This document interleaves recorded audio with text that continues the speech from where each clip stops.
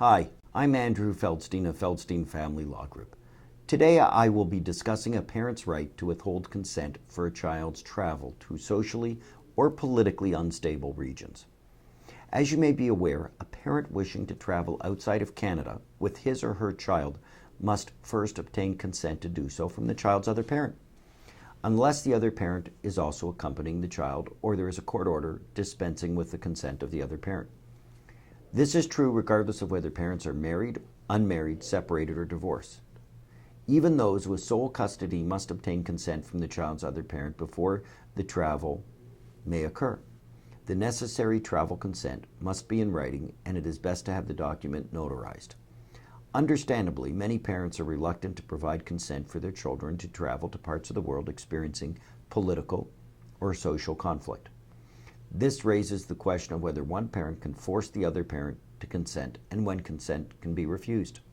Canadian courts have held that consent must not be unreasonably withheld. This means that a parent cannot refuse to consent simply because he or she does not approve of the travel plans. When consent is being unreasonably withheld, courts can issue orders requiring that a parent consent or dispensing with the need for consent.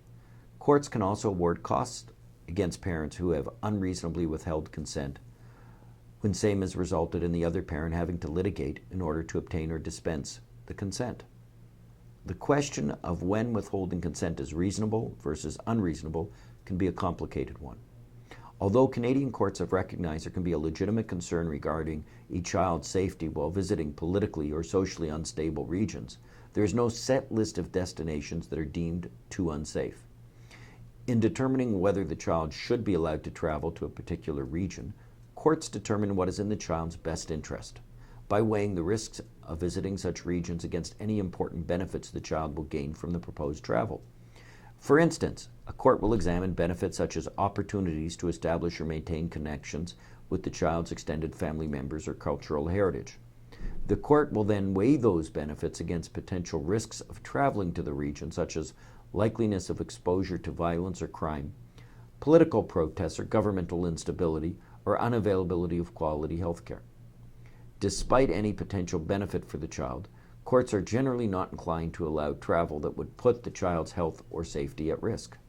Parents considering whether to provide or withhold consent would be wise to engage in a similar analysis to determine what is truly in their child's best interest before resorting to litigation. I hope you found this information helpful. For more information about this or other family law issues, please visit our website at separation.ca or call us at 905-415-1636 to schedule a consultation with one of our lawyers. Thank you for watching.